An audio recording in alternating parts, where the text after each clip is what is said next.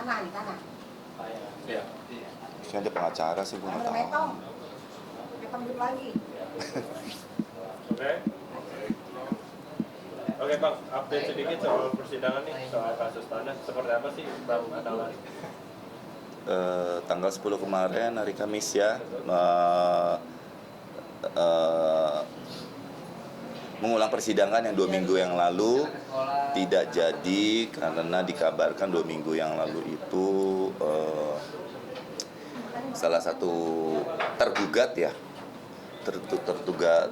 tergugat pertama kalau nggak salah namanya Pak DT ya, aja Pak DT aja, itu dikabarkan meninggal. Informasi ini disampaikan oleh Majelis Hakim tanggal 10 kemarin. Dan ternyata kemarin tanggal 10 itu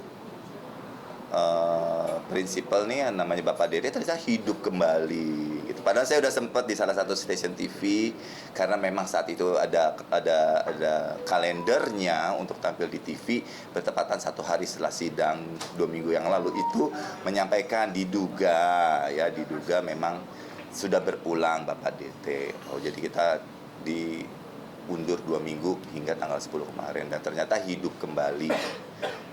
Maaf, itu jadi salah ngomong, hidup kembali ya saya juga bingung. Silakan deh mau ngomong apa gitu kan. Saya ya kaget aja. Saya nggak hadir tanggal 10 kemarin, saya nggak hadir. Memang karena saya satu-satunya orang yang hadir 2 minggu yang lalu gitu loh. Jadi kuasa hukum saya menimbang bahwa saya udah nggak perlu hadir karena udah cukup menyetor muka ya di sana, jadi tinggal yang lainnya hadir katanya lengkap ya, syukurlah, kecuali Bapak DT itu yang masih di tempatnya yang nggak hadir, diwakilkan juga. Bang, katanya kabar meninggal itu hoax Bang, tapi kok ternyata kabar hoaxnya nyampe ke majelis hakim gitu ya Bang? Mana saya tahu majelis hakim Pengadilan Negeri Cibinong mengklarifikasikan itu sendiri aja gitu loh, karena ya apalagi sebagai majelis hakim menyampaikan ke kami ini ya, saya pikir kami mendapatkan sumber yang paling akurat gitu loh. Nah, tapi kan memang ya di sidang 2 minggu lagi kan dibilang diminta sama-sama memeriksa kebenarannya gitu loh. Ternyata akhirnya diperiksa, kita kalau nggak salah dari tim penggugat meriksa ke sana ya. Saya juga baru tahu kalau tanggal 10 kemarin, oh sudah, ternyata masih ada, ya syukurlah. Tapi ini kan sudah berangsur-angsur lama ya.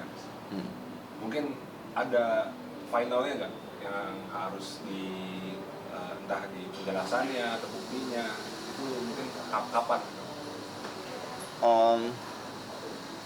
Ini kalau di urusan saya semua pasti akan ada ujungnya, ada finalnya.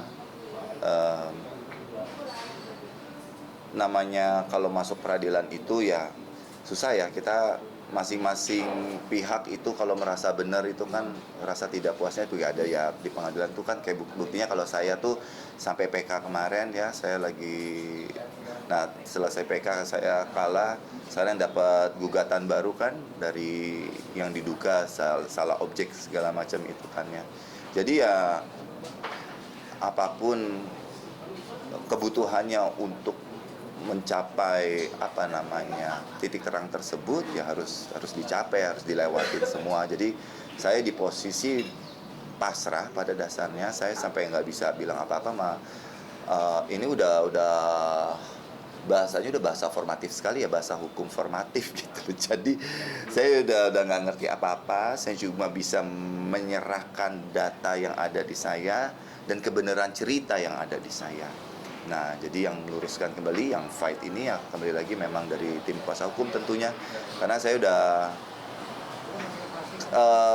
saya diulang-ulang namanya kayak film atau buku, mau diulang-ulang ceritanya ya itu. Saya nggak mau bohong, istilahnya nggak mau masa berubah ceritanya gitu kan. Adanya itu, cuma lagi fight di situ aja. Nah, tapi yang gugatan baru ini juga saya harus fight juga gitu loh, harus punya jawaban kenapa itu semua bisa terjadi gitu. Tapi capek nggak sih Mas? Kan lama juga kan, terus juga masih terus berjalan. Capek. Sempat di prank juga. katanya meninggal, akhirnya ada lagi kan orangnya. Iya. Gimana tuh? Saya capek, udah pasti capek ya. Seharusnya sih saya lebih memfokuskan, jadi saya mengajak saya menghimbau seluruh masyarakat Indonesia sekarang ini masalah tanah tuh masalah tanah air loh. Nggak ada negara, nggak ada apa ngomongnya, kalau nggak ada keluarga nggak ada negara loh. Ini udah benar-benar fundamental banget masalah tanah air kan.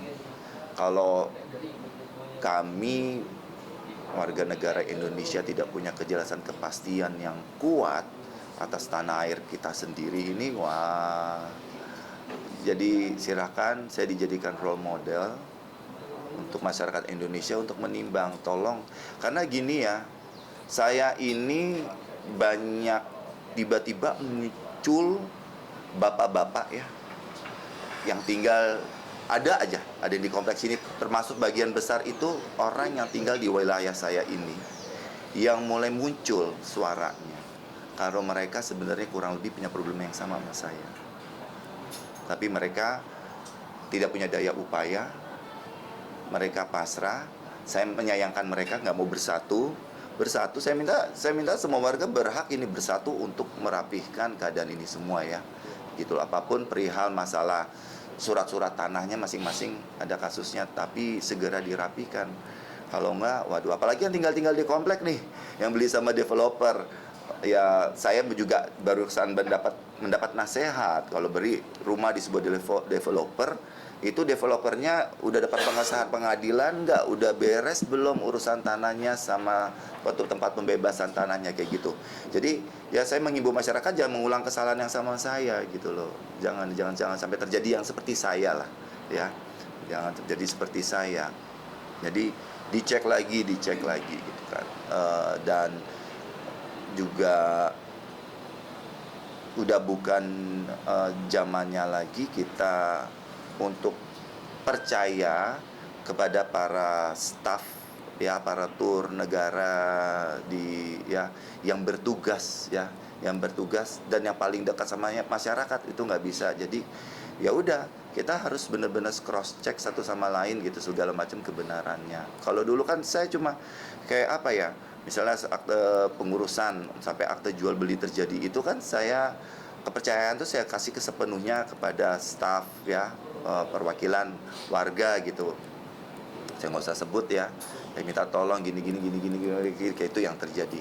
Dan itu juga saya menyontoh sama orang tua saya, menyontoh sama yang lain. Ternyata saya ketemu teman saya, iya dari dulu kita juga gitu, minta staf misalnya dari pihak mana, kelurahan misalnya ya, dari RT-nya, RW-nya, atau kelurahan segala macam, minta tolong dibantu keliling, ada orang yang dipercaya. Udah nggak zamannya percaya sama itu semua, tidak sama sekali. Jadi benar-benar ya masing-masing tanggung jawab masing-masing. Ya saya mengimbau banget sama masyarakat jangan mengalami yang seperti saya. Bang, dari pihak DT sendiri bilang kalau misalnya Atta Larik nggak pernah menang di kasus sidang-sidang yang dulu nih Bang.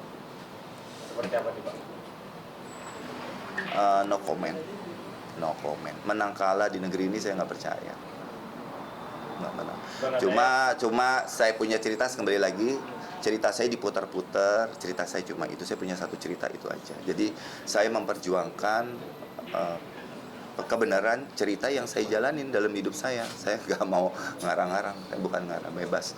Saya cerita itu dianggap bohong, kan ada, saya cerita saya masih A, wah dianggap bohong, cerita si B dianggap bohong, jadi silakan. Cerita saya punya satu ya, ibaratnya. Jadi saya cerita kebenaran saya di pengadilan pertama kalah, oh berarti nggak percaya sama cerita saya. Kedua, nggak percaya sama cerita saya, ya tapi ceritanya cuma satu.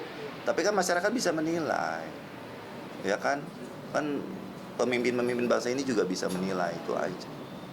Terus juga nih Bang, pihak PT juga mengatakan ini hanya akan memperlama saja dengan gugatan di PN Bang. Saya nggak tahu ya. tambah lama aja ya. Namanya saya, semua orang-orang juga kalau memperjuangkan masih punya kesempatan, masih ada celah untuk memperjuangkan. Kenapa nggak memperjuangkan? Saya cuma itu aja celah hukumnya. Saya sekarang dengan persidangan ini saya ingin membuka kok mata seluruh warga Indonesia tentang sistem peradilan di Indonesia, harus lebih jeli lagi kok. Saya cuma itu aja. Jadi saya anggap ya, saya jadikan diri saya, apa gunanya saya sebagai artis kalau nggak jadi role model. Kebetulan kasus ini ada di diri saya, ya silakan. Saya cuma memperjuangkan apa yang menurut saya benar, tentunya itu aja.